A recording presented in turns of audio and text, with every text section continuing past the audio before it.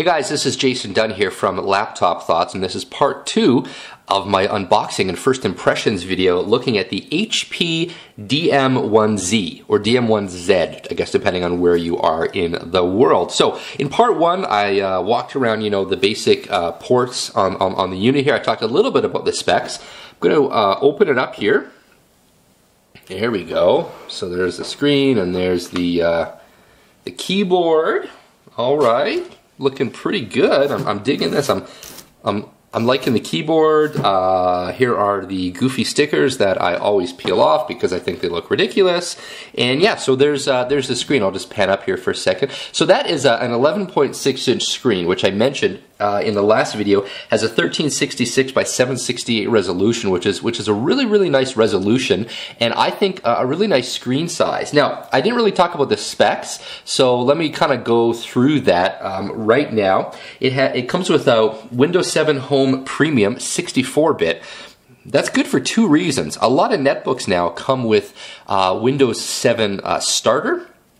And Starter has a lot of weird limitations, like not being able to change the desktop wallpaper and stuff like that, which I think is just ridiculous. So good news is that HP gives you the full, a real version of Windows, let's say, 7 Home Premium. The other really cool thing is that even though this particular configuration I ordered only came with 3 gigs of RAM, HP very wisely gave me the, by default, they gave you the 64-bit version of Windows. And that is absolutely excellent. And the reason why is that if I want to add in, like let's say I want to take out the 1 gig chip. In the first video I showed you that on the back, when if you pop off this back panel here, there's a 2 gig chip and 1 gig chip. If I want to pull out that 1 gig chip and put in a 2 gig chip, or hell, even a 4 gig chip, I don't need to reformat the operating system. We're actually going and buy a whole new version of Windows 7. So big thumbs up to HP for putting the 64-bit version of Windows on here. Now, I did mention it comes with 3 gigs of RAM, so there are 2 RAM slots. And so depending on which version you get, it can come with as little as 2 gigs, and I think as much as 6 or maybe even 8 gigs. HP has a few different customization options.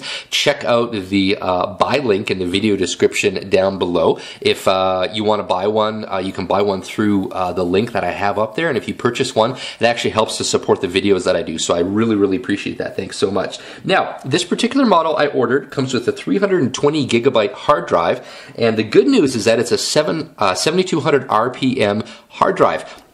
That's excellent. A lot of smaller notebooks only come with 5400 RPM hard drives, which kind of suck, frankly. So I'm really glad to see the 7200 RPM hard drive. Now, I didn't get this with any Office software or anything like that. I'm sure when I boot it up, it'll come with some trialware software and stuff like that, but I will, of course, be talking about that in my review. I mentioned that it has a 6-cell lithium-ion battery. It has an 11.6-inch screen, which I already mentioned.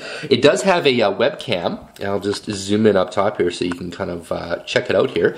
So you see HP webcam, it has a microphone there, and these two little holes, you notice how they're different sizes. So one of these might actually be a light sensor. I'm not 100% sure. It comes with 802.11 BGN Wi-Fi. It also comes with Bluetooth, which is nice to have. I'm not sure what version. It's going to probably Bluetooth, 2.2 or something like that. It does have a standard keyboard here, and yeah, that is basic. Oh, sorry, I forgot one of the most important things, the CPU and GPU. So as you can tell down here, it has the AMD Vision. As I mentioned in the first video, this is, I believe, the first shipping product that has AMD's new APU, which is their accelerated processor. An APU is a combination of a GPU and a CPU. So for quite a few years now, AMD has been talking about combining the CPU and the GPU into a single chip. And I think I first heard about this, I want to say back in like 2007. So it's taken them a long time to get to this point, but they are in fact finally here. Now, I'm going to go ahead and I'm actually going to press the power button. I don't know if it has a charge. Yep, it's firing up, so it looks like it's booting up here. So I'm going to go ahead and let this boot up. I'm going to tell you guys a little bit more about the APU. Whoa, blurry camera, focus camera. There we go. That's my Jedi mind trick. Focus. Anyway, so this has the AMD the E-350. Now what that is that's a 1.6 gigahertz dual-core processor, okay, that also has a built-in AMD Radeon HD 6310, okay? Now the 6310, it's not like a sort of a gaming GPU. You're not going to do any hardcore stuff on it. But if you want to actually play games on this thing, you can. That's something you really couldn't do with any netbook that was shipping from Intel that had, you know, just the basic GPU, obviously, unless that was like an NVIDIA Ion. So by having a decent GPU on here, this product can you know, do 1080p video. At least I'm pretty sure it'll be able to do 1080p video, meaning you can do playback of, you know, Flash in 1080p, hopefully 1080p H.264 content. Again, moderate gaming, you know, nothing that's too insane, would probably work quite well on this. The 1.6 gigahertz CPU, the fact that it's dual core means that it will outclass virtually every other netbook out there in terms of, you know, something that has an Intel Atom processor. The Atom processor is a really good processor, but there's not many of them that are out there that are dual core. A lot of them are still a single core in the laptop space. So as you can see here, the machine has booted up, and so it's asking me a couple of questions here. So I'm going to go ahead and basically, I think I'm just going to wrap up the video here because I've gone through all the specs. Make sure you watch part 1 of my unboxing and first impressions video, and then in part 2, you know, I talked about basically everything related to the particular notebook. The pricing for this one starts at, well, this model that I purchased here, I got for $479, and I should in fact point out one really important thing. And this will tell you where I purchased it from. You see down here the shift key, you see how it's a full-size shift key, and you see how there aren't a whole bunch of insane characters on the keyboard here? Well, guess what? I actually got this from the US. As far as I know, this model isn't available yet in Canada, and even if it was available in Canada, I wouldn't order it from Canada because HP in Canada, unfortunately, subjugate or you know, puts upon its buyers these ridiculous French-English keyboards that have the shrunken shift key and all these crazy French keys on the keyboard. And if you need a keyboard like that, great, you definitely should be able to buy one. But for the majority of us that don't need all those extra things on the keys and the extra key here, yeah, HP, please stop. Don't make us have to buy these keyboards. So this has been Jason Dunn from Laptop Thoughts.